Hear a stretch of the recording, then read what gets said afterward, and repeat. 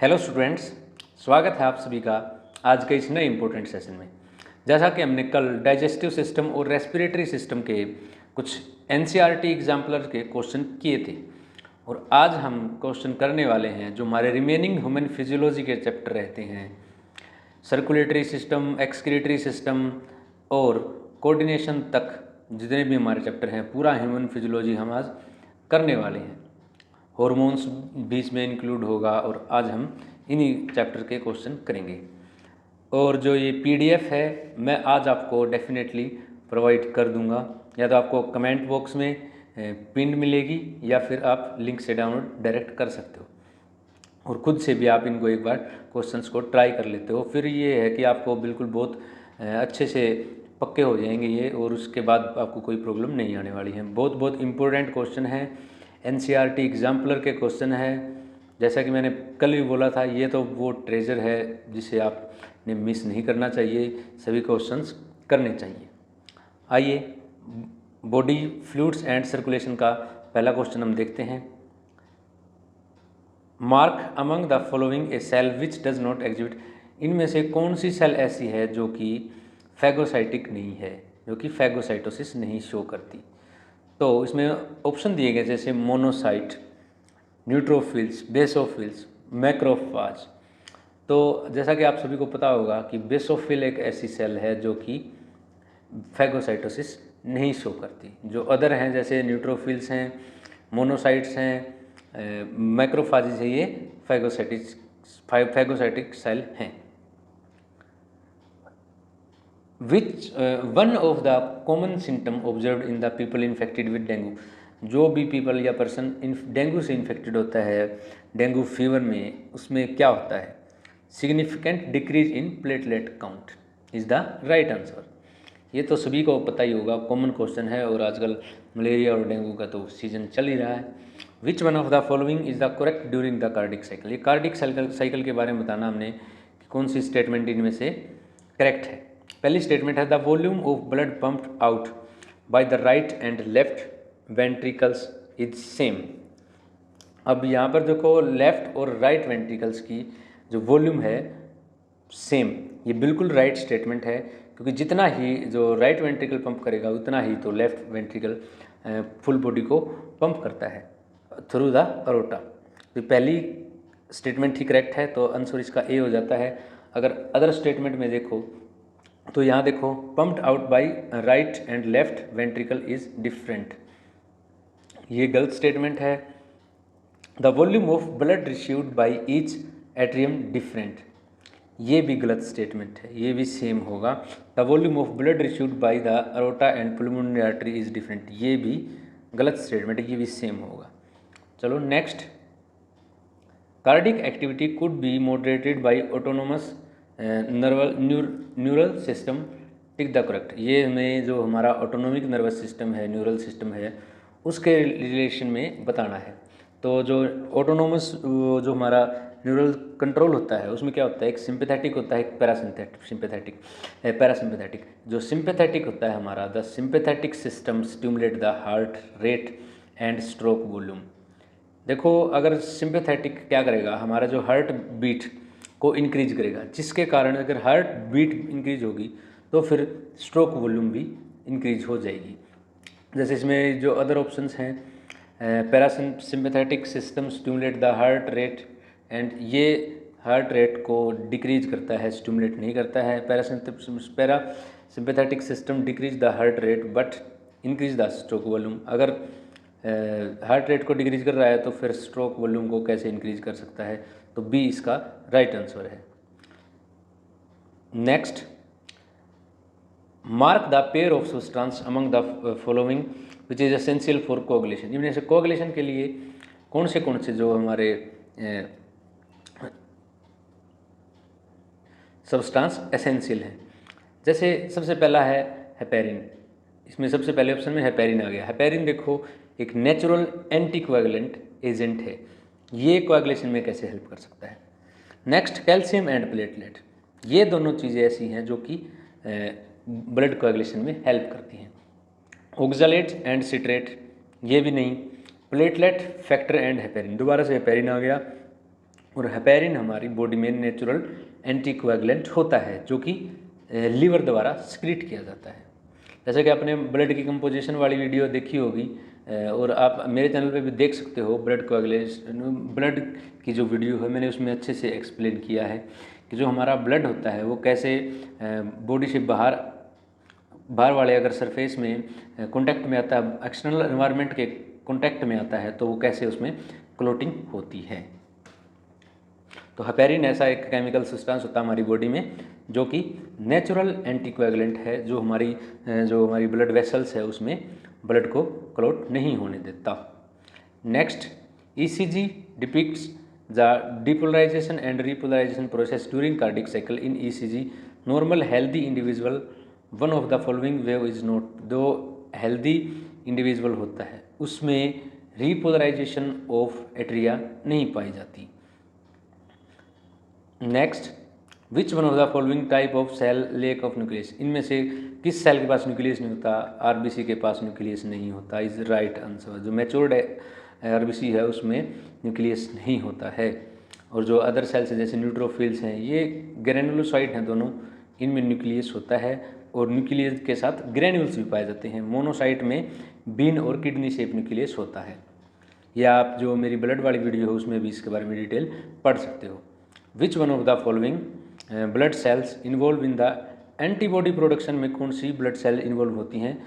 तो B lymphocyte is involve in the production of antibody. B lymphocyte, not T, B lymphocyte is responsible. और जो other cell हैं जैसे T lymphocyte में जैसे हेल्पर टी सेल होती हैं, अदर सेल होती हैं।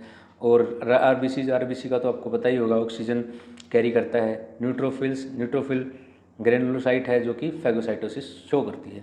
अगर कोई पूछे अगर कौन सी ग्रेनुलोसाइट ऐसी है जो कि फैगोसाइटोसिस शो करती है और मैक्सिमम हमारे ब्लड में पाई जाती है, वो होती है neutrophils. Around 60% of total WBCs की होती हैं, 40 to 60%, और ये फैगोसाइटोसिस शो करती हैं। न्यूट्रोफिल्स के द्वारा अदर जैसे इयोसिनोफिल हैं, बेसोफिल्स हैं, वो फैगोसाइटोसिस शो नहीं करती हैं। नेक्स्ट, जो हमारी कंडक्शन वेव होती है हमारे हार्ट में, वो उसका जो पाथवे है तो इसका आपको पता ही होगा। SA नोड से AV नोड में जाता है, AV नोड के बाद में AV बंडल और लास्ट में परकिंजी फाइबर। तो C is the right answer. The cell involve in the inflammatory reaction में कौन सी सेल इन्वॉल्व होती है? याद रखना आपने, basophils is involve in inflammatory reaction. The second heart sound dub. जो सेकेंड हार्ट साउंड होती है डब, जैसे फर्स्ट साउंड होती है लब, LUBB, जो कि हमारी बाइकस्पिड और ट्राइकस्पिड वॉल्व के क्लोजर पे सुनाई देती है। सेकंड है जो हमारी सेमील्यूनर वॉल्व के बंद होने पर जो सुनाई देती है डब। और लब साउंड के बारे में आपको बता देता हूँ। लब के लिए हम लिखते हैं 3L। 3L का मतलब होता है long, loud and low pitch sound, लब। और डब इसके फिर रिवर्स उल्टी होती है। और नेक्स्ट क्वेश्चन की बात करें, विच one of the following correctly explained phase event of cardiac cycle. इसमें से कौन सा जो हमारी ECG और कार्डियक साइकिल से कौन सा करेक्टली एक्सप्लेन करता है? जैसे QRS कॉम्प्लेक्स है, इंडिकेट आर्टेरियल कॉन्ट्रैक्शन। ये रॉन्ग स्टेटमेंट है क्योंकि ये तो जो एट्रिया की कॉन्ट्रैक्शन होती है वो हमारी P वेव शो करती है। QRS complex indicate ventricular contraction, this is the right answer. Next, which of the, ये ब्लड ग्रुप का क्वेश्चन है नेक्स्ट। और ब्लड ग्रुप पे बच्चों या तो जीनोटाइप पे क्वेश्चन आएगा, जेनेटिक्स मिक्स करके देंगे, या फिर जो सिंपल हमारा ब्लड ग्रुपिंग में एंटीजन एंटीबॉडीज़ पर क्वेश्चन आएगा। ब्लड ग्रुप का लिख लो, पक्का क्वेश्चन आएगा। इनमें से कौन सी इनकरेक्ट स्टेटमेंट है? सबसे पहली स्टेटमेंट जैसे ए person of O blood group has anti-A and anti-B antibodies in his plasma. ये बिल्कुल स्टेटमेंट राइट है क्योंकि O के पास एंटीजन तो कोई नहीं होता, बट एंटीबॉडी A और B दोनों टाइप की पाई जाती हैं। A person of B blood group can not donate blood to person A, ये भी बिल्कुल करेक्ट स्टेटमेंट है, वो दे नहीं सकता, B A को नहीं दे सकता। Blood group is designed on the basis of presence of antibodies in the blood plasma. ये स्टेटमेंट इनकरेक्ट है, क्योंकि जो ब्लड हमारे ब्लड ग्रुपिंग सिस्टम है वो एंटीजन बेस्ड होता है, न कि एंटीबॉडी। और एंटीजन कहाँ होते हैं? आरबीसी के सरफेस पे। इम्पोर्टेंट क्वेश्चन है, ब्लड ग्रुप का क्वेश्चन। बिल्कुल कंसेप्ट नहीं समझ में आए तो इसको दोबारा से रीड करना। What would be the cardiac output of a person having, अगर कोई पर्सन है 72 टाइम उसका हार्ट बीट करता है 1 मिनट में, और स्ट्रोक वॉल्यूम है उसकी 50। स्ट्रोक वॉल्यूम होती है जो एक बीट में जितना ब्लड पंप हार्ट कर रहा है वो हमारी स्ट्रोक वॉल्यूम होती है। अगर स्ट्रोक वॉल्यूम 50 है, 72 टाइम बीट कर रहा है, तो 50 into 72 is equal to 3600 ml, which is B option is correct. Question 15 में हमने करेक्ट मैच करना है। जैसे हमारा जो लिम्फेटिक सिस्टम होता है उसको हम किसके साथ यहाँ मैच कर सकते हैं? Carries oxygenated blood, no. Immune response, no. To drain back to tissue fluid to circulatory system, तो हमारा ये ए है, ये 3 के साथ मैच होगा। पल्मोनरी वेन क्या करती हैं? ऑक्सीजनेटेड ब्लड कैरी करती हैं। थ्रम्बोसाइट्स क्या करती हैं?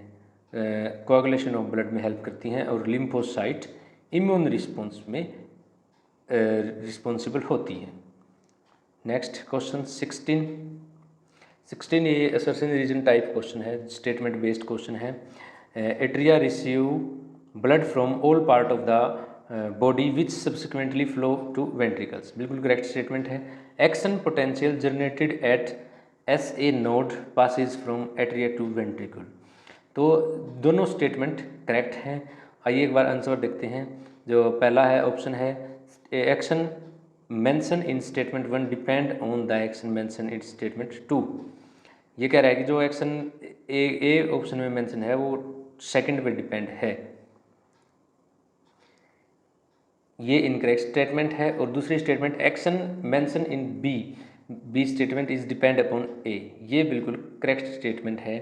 जो हमारा सेकंड वाली स्टेटमेंट है वो फर्स्ट पर डिपेंड है। दोनों करेक्ट स्टेटमेंट है।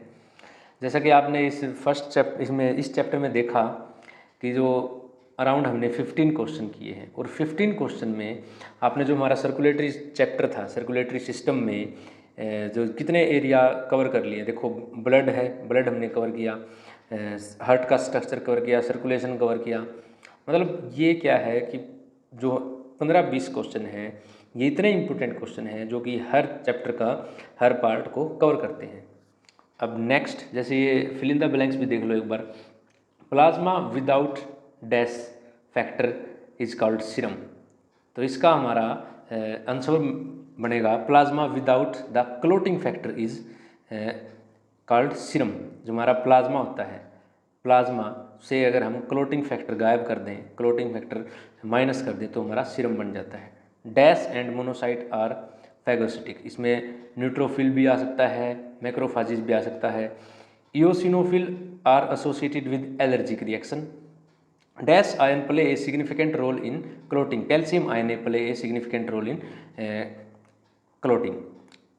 One can determine the heartbeat rate by counting the number of cycles in the ECG।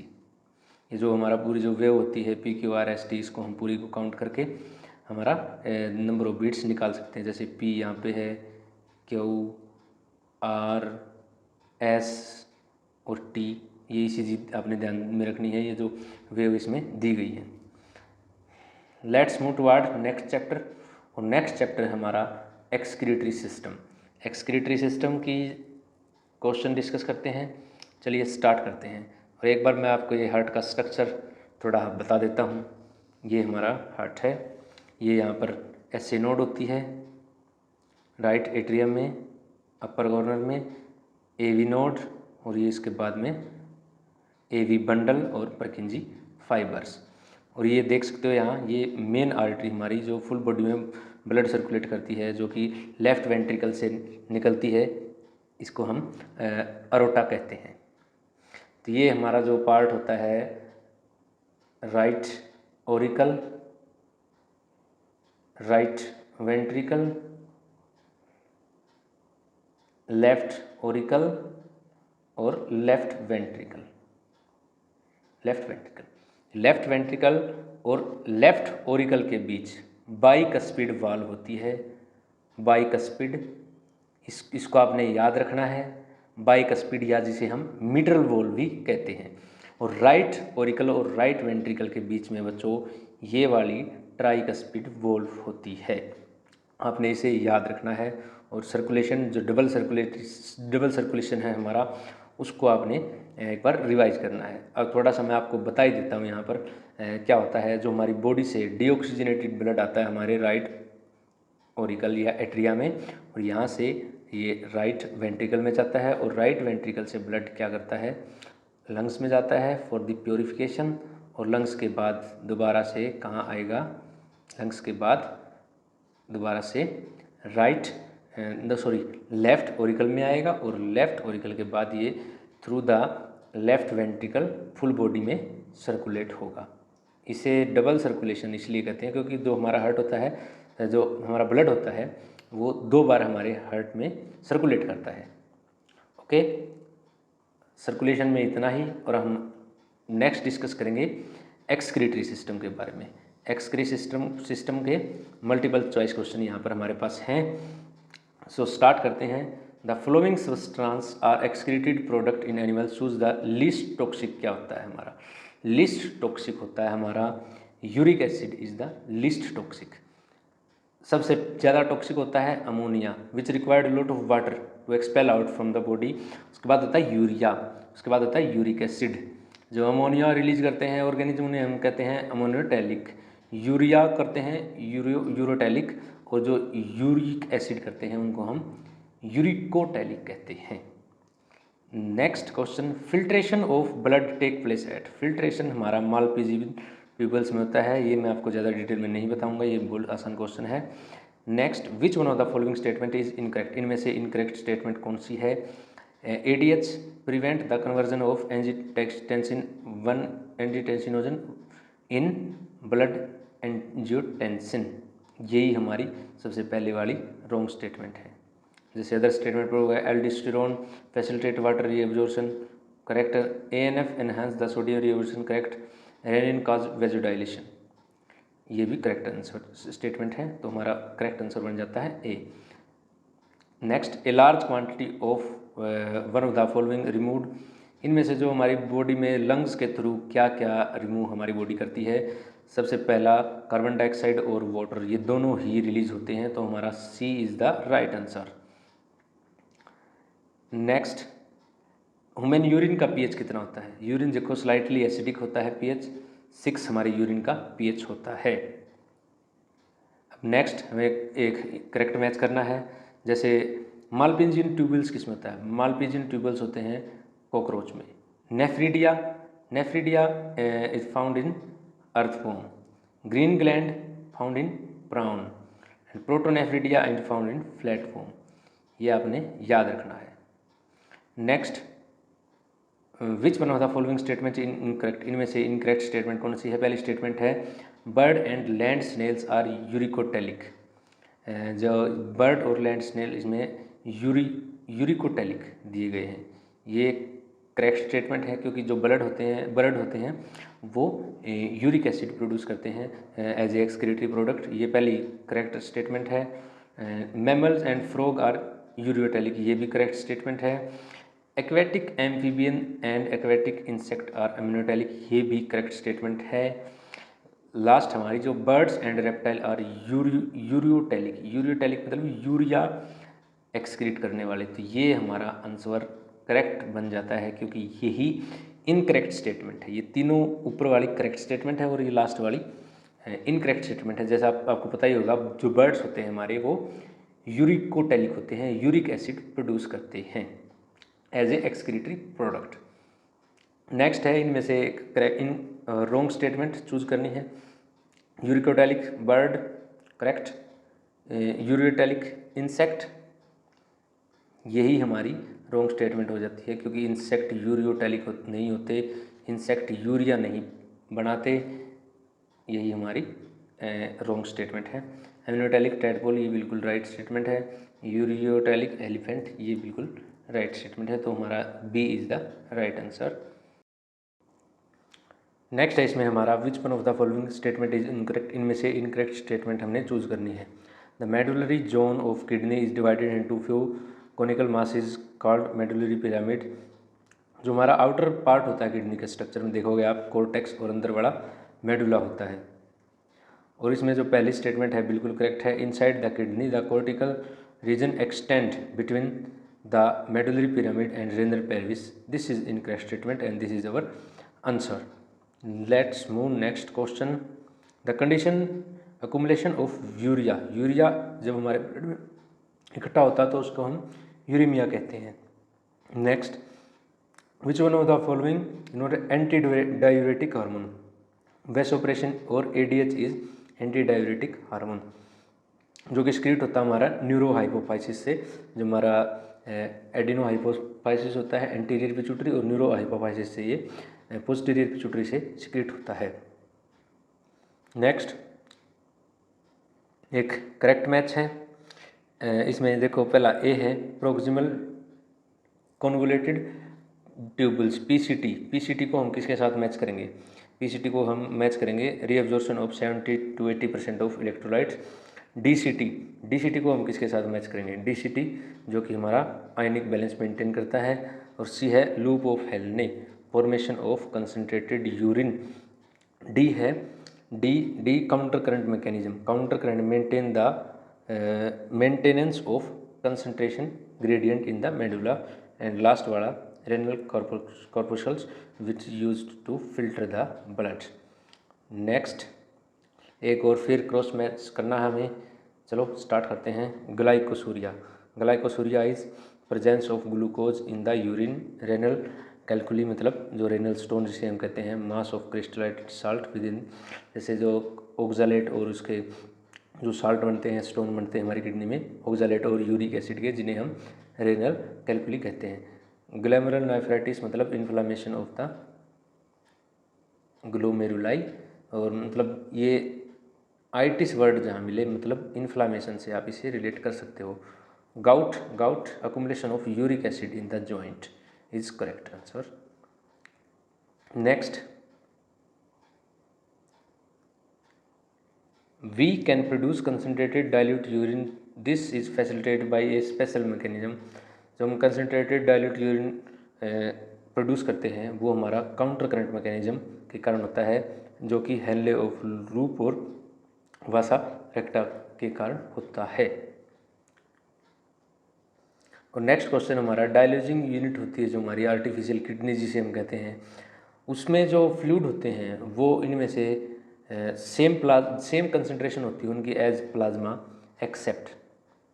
Accept high urea is correct answer.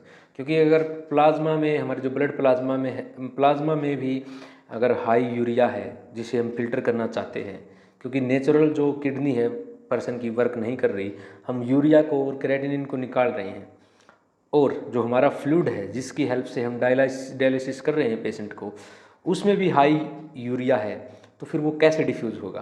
तो वो प्लाज्मा से हमारी जो आर्टिफिशियल किडनी के थ्रू डिफ्यूज़ नहीं होगा।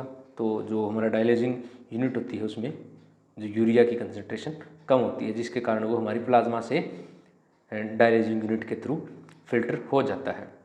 और नेक्स्ट चैप्टर है फ्रेंड्स हमारा locomotion and movement, locomotion and movement. अब हम लोकोमोशन और मूवमेंट के क्वेश्चंस पढ़ेंगे जल्दी जल्दी, क्योंकि आज हमने 2-3 चैप्टर और करने हैं, तो मैं थोड़ा कम डिटेल में बताऊंगा आपको। बाकी ये पीडीएफ मैं आपको प्रोवाइड कर दूंगा, जो कि आपने खुद से इस पर थोड़ी मेहनत करनी है और क्वेश्चंस का आंसर निकालना है। जैसे क्रॉस मैच है fast muscles fibre, fast muscles fibre इसका जो हमारा राइट आंसर होता है लैक्टिक एसिड प्रोड्यूस करते हैं क्योंकि एनारोबिक रेस्पिरेशन के कारण। Slow muscles fibre myoglobin, action filament I band से रिलेट होंगे। और सार्कोमियर कॉन्ट्रैक्टाइल यूनिट होती है हमारे मसल्स की। Ribs are attach to, ribs आगे जो हमारा एंटीरियर पार्ट होता है बॉडी में स्टर्नम पर अटैच होती है और पीछे हमारी वर्टिब्रा पे अटैच होती है। What type of mobile joint between the Atlas and axis, जो हमारी गर्दन है और एटलस है उसके बीच में हमारा पिवट जॉइंट होता है। ATPase of muscles is located in, ATPase troponin पर लोकेटेड होता है, जैसा कि आपको मालूम होगा। Next, intervertebral disc is found in vertebral column of mammals, हमारे जो मैमल्स हैं हम, हमारे जो वर्टिब्रल कॉलम में इंटरकलेटेड डिस्क पाई जाती है, इंटरकलेटेड डिस्क तो हमारे हार्ट मसल्स में पाई जाती हैं। अब जो हमारे वर्टिब्रे हैं उनका सीरीज बताना है, जैसे जो सबसे ऊपर वाली होती हैं सर्वाइकल, फिर thoracic, lumbar, sacrum and coccygeal. D is the right answer.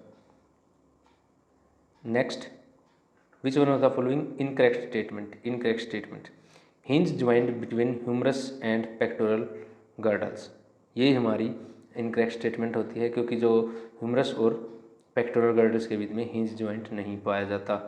जो अदर स्टेटमेंट जैसे पीवट ज्वाइंट, एटलस और एक्सिस एंड ऑक्सीपिटल कोंडाई, ये करेक्ट स्टेटमेंट है। ग्लाइडिंग ज्वाइंट बिटवीन कार्पल्स, ये भी करेक्ट है। Saddle joint between carpal and metacarpal of the thumb, जो हमारा ए वाला है ये रॉन्ग स्टेटमेंट है। A is our answer. Knee joint and elbow joint are example of, knee joint और एल्बो ज्वाइंट हमारे हिंज ज्वाइंट के एग्जाम्पल है। ज्वाइंट को आपने बहुत अच्छे से पढ़ना है, ज्वाइंट पर भी क्वेश्चन आने वाला है, joint is important. Macrophages and leucocytes exhibit, macrophages और ल्यूकोसाइट्स में कौन सी मूवमेंट होती है? अमीबॉइड मूवमेंट इसमें होती है with the help of pseudopodia. Which one of the following is not disorder of bone, इनमें से कौन सा बोन का डिसऑर्डर नहीं है? Atherosclerosis is the right answer, because जो तीनों है, अर्थराइटिस है, ओस्टियोपोरोसिस है, रिकेट्स है, ये सारी बोन्स की डिसऑर्डर है। रिकेट्स होता है विटामिन डी की डेफिशिएंसी से, ओस्टियोपोरोसिस होता है जो फीमेल्स होती हैं उनमें due to deficiency of oestrogen, जिसके कारण जो कैल्शियम का अब्जॉर्प्शन अच्छे से नहीं होता, और बोन क्या होती हैं फिर फीमेल्स की पोरस हो जाती हैं, वीक हो जाती हैं। Arthritis is also a bone related disease. Atherosclerosis क्या होता है? जो हमारी ब्लड वेसल्स हैं उनमें कैल्शियम और जो अदर पिगमेंट्स होते हैं, अदर केमिकल सब्सटेंसेस होते हैं, कैल्शियम, कोलेस्ट्रॉल, ये जमा हो जाते हैं, जिनके कारण उनकी जो थिकनिंग है वो नैरो हो जाती है। Which one of the following statement is incorrect, इनमें से इनकरेक्ट स्टेटमेंट कौन सी है? Heart muscles are striated and involuntary, correct statement है। The muscles of hand and legs are the striated and voluntary, correct statement है। The muscles located inner wall of alimentary canal are striated and involuntary, ये smooth muscle होते हैं, striated muscles नहीं होते। C is the right answer. ये बिल्कुल बच्चों वाला क्वेश्चन है। 3 टाइप के मसल्स हमारी बॉडी में पाए जाते हैं, striated muscles, smooth muscles, heart muscles, ये 5वीं क्लास से आने स्टार्ट हो जाते हैं, तो इनको नहीं भूलना है। Which one of the following statement is true, इनमें से कौन सी स्टेटमेंट ट्रू है?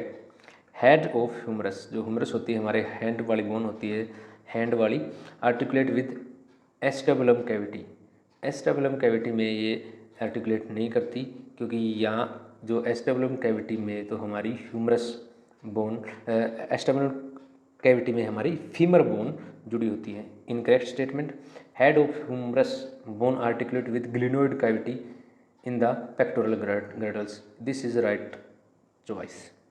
13 question, muscles with characteristic striation and involuntary, इनमें से कौन से मसल ऐसे हैं जो स्टायरेटेड और इनवोलेंट्री होते हैं? तो हमारे हार्ट के muscles, these are striated and involuntary, और इनमें इंटरकलेटेड डिस्क पाई जाती है। जो स्मूथ मसल्स होते हैं they are involuntary and smooth. Next, cross match, sternum, sternum को किसके साथ जोड़ेंगे? Sternum is a flat bone. D, glenoid cavity, glenoid cavity जो हमारा पेक्टोरल गर्डल होता है, glenoid cavity, freely mobile joint, synovial joint is the freely mobile, cartilaginous joint are the vertebrae, between vertebrae there found. और ये next chapter की तरफ हम चलते हैं। ये तो बीच में कुछ अदर क्वेश्चंस दिए गए हैं, जैसे ये मार्क करना है, इसमें से ये आपने खुद से करने हैं, और भी आप इसमें बहुत सारी नॉलेज की चीज़ें ढूंढ सकते हो।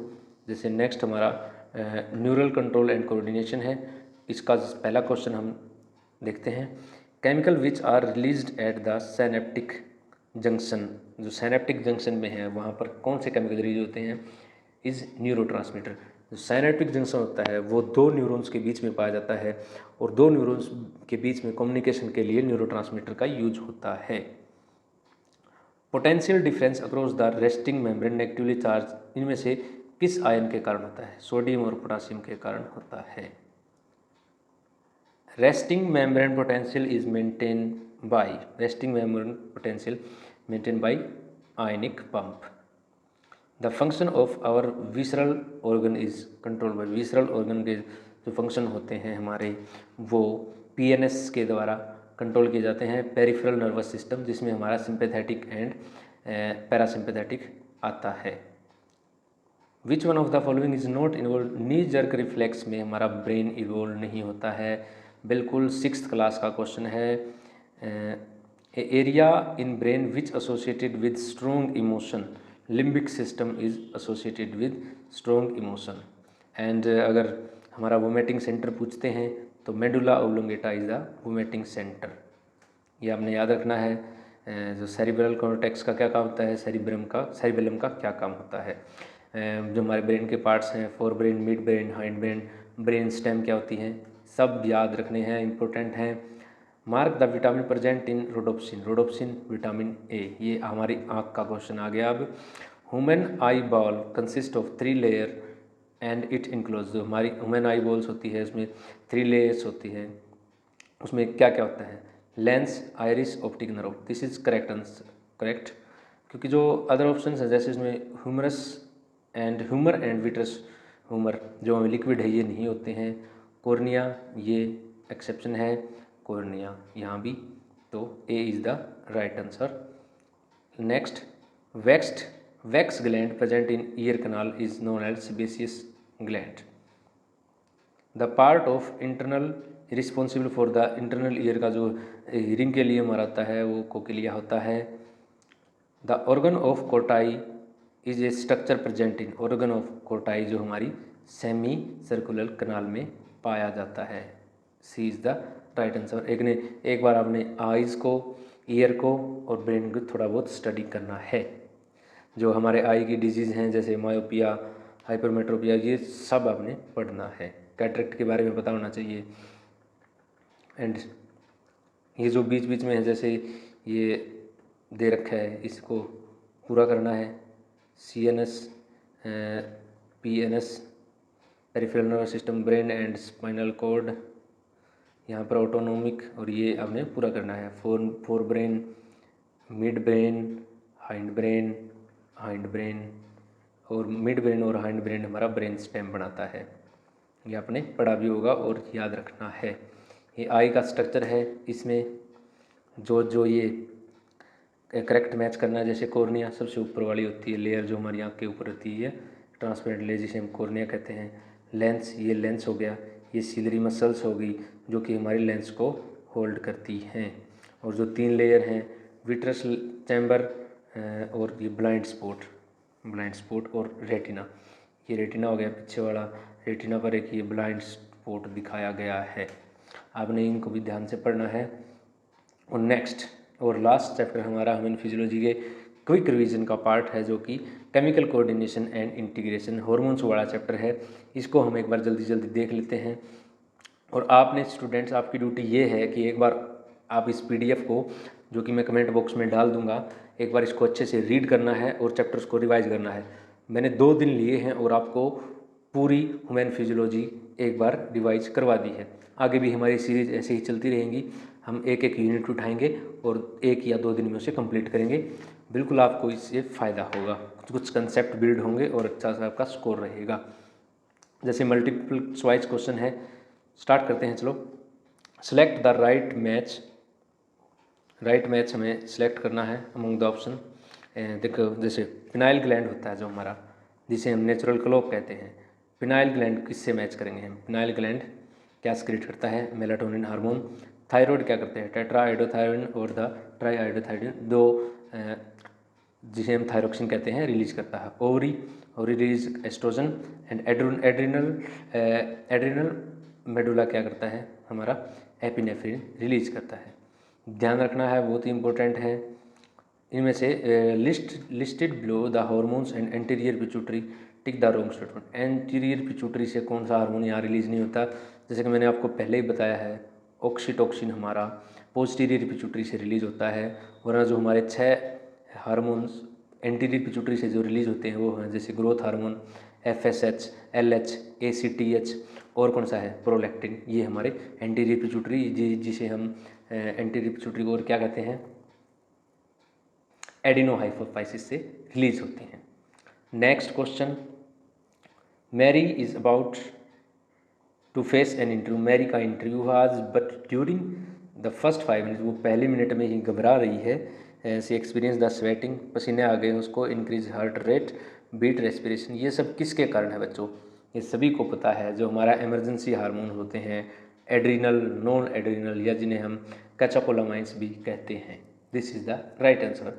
और हार्मोन्स की बात करें जैसे इंसुलिन होता है released by beta cell of the pancreas and it regulate the lower down the blood glucose level, glucagon which help to increase the blood glucose level.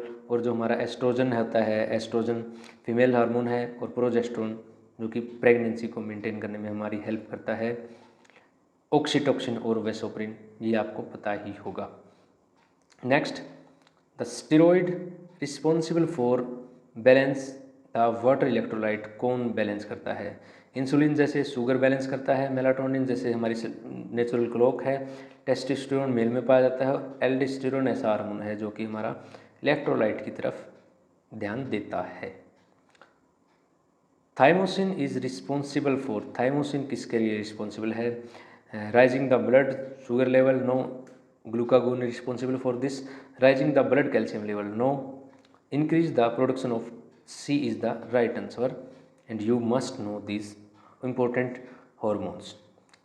In the mechanism of जो protein वाले hormones होते हैं वो second messenger होने चाहिए होता है, तो इनमें से कौन सा सेकेंड मैसेंजर है? Cyclic CAMP is the second messenger, जो अदर है वो तो लगभग हमारे हॉर्मोन्स ही दिए गए हैं। Leydig cell produce a group of hormones का, लीडिक सेल्स जो हमारी होती हैं एंड्रोजन प्रोड्यूस करती हैं, androgen is the male hormone. और एस्ट्रोजन जैसे और ऑप्शन है जैसे oestrogen, aldosterone, gonadotropins, these are not secreted by Leydig cells. Next, corpus luteum, corpus luteum जो फीमेल्स में आफ्टर ओवुलेशन जो खोल बच जाता है बाद में ओवुलेशन के बाद, उसे हम कॉर्पस ल्यूटम कहते हैं, जो कि प्रोजेस्टेरोन हार्मोन रिलीज करता है और एंडोमेट्रियम को मेंटेन करता है, प्रेगनेंसी को सपोर्ट करता है। Very very important. Cortisol is secreted from, cortisol कहाँ से सिक्रेट होता है? कोर्टिसोल हमारा एड्रिनल ग्लैंड से सिक्रेट होता है। Hormone responsible normal sleep and wake cycle के लिए हमारा मेलाटोनिन रिलीज होता है, जो कि किससे रिलीज होता है? पिनाइल ग्लैंड से रिलीज होता है, नेचुरल क्लॉक जिसे हम हमारी कहते हैं। Next, hormone is called chemical signal that stimulate the specific target tissue, their specificity due the presence of the single receiving receptor. तो ये हमारे रिसेप्टर होते हैं, ये कहाँ होते हैं?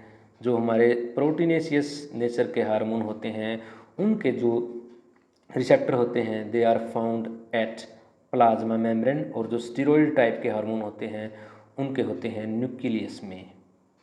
याद रखना है, इम्पोर्टेंट है बिल्कुल। NCERT की लास्ट जो केमिकल कोऑर्डिनेशन वाला चैप्टर है उसमें लास्ट में जो बड़ा सा डायग्राम बनाया है वो इसी पर बेस्ड है। नेक्स्ट, करेक्ट मैच करना है। एपिनेफ्रिन, एपिनेफ्रिन किस में हेल्प करता है? इंक्रीज हार्ट रेट, क्योंकि एक कैटेकोलामाइन है, इमरजेंसी हार्मोन है। Testosterone increase muscle strength. Glucagon, glucagon क्या करता है? जो हमारी डिक्रीज द लीवर ग्लाइकोजन, क्योंकि वो लीवर की जो ग्लाइकोजन होती है स्टोर फॉर्म में जो हमारी कार्बोहाइड्रेट्स होते हैं उनको ग्लूकोज में कन्वर्ट करता है और हमारा जो ब्लड ग्लूकोज लेवल बढ़ाता है। इंसुलिन इसके इन्वर्ट करता है। ANF फैक्टर क्या करता है? डिक्रीज इन ब्लड प्रेशर, क्योंकि ANF फैक्टर एट्रियल न्यूट्रलिटिक फैक्टर जो हमारा होता है कब रिलीज होता है? जब हमारा BP हाई होता है उस टाइम पर रिलीज होता है to lower down the blood pressure. ये बहुत बड़ी बड़ी स्टेटमेंट है बच्चों, डरना नहीं है स्टेटमेंट से, बिल्कुल छोटा सा इनका आंसर है। जैसे blood calcium layer level is resultant how much dietary calcium. तो ब्लड कैल्शियम लेवल है हमारा, वो डिपेंड करता है कि जितना हम डाइट में कैल्शियम ले रहे हैं, जितना हम कैल्शियम यूरिन के थ्रू वेस्ट कर रहे हैं, हाउ मच बोन डिजोल्व, कितना हमें बोन्स में कैल्शियम स्टोर करना है, कितना हमें कैल्शियम स्टोर करना है बोन्स में, कितना हमें बोन्स से रीअब्जॉर्ब करना है। इन सब के लिए ए नंबर ऑफ फैक्टर रिस्पॉन्सिबल होते हैं। रोल मार्क विच इनमें से कौन सा ऐसा वो है जिसका रोल इसमें नहीं है। तो इसमें हमारा जो विटामिन डी होता है, विटामिन डी का रोल होता है इन सब में। पैराथायरॉयड हार्मोन का बिल्कुल रोल होता है, थायरोकैल्सिटोनिन का बिल्कुल रोल होता है, थाइमोसिन ऐसा हार्मोन है जिसका कोई रोल नहीं है कैल्शियम मेटाबॉलिज्म में। तो D is the right answer. All of the following tissue in the mammal except one, इनमें से कौन सा ऐसा एक्सेप्शन है जिसमें सेंट्रल में medullary region surrounded by cortical, central में मेडुला न हो और जो कि कॉर्टिकल से सराउंडेड ना हो।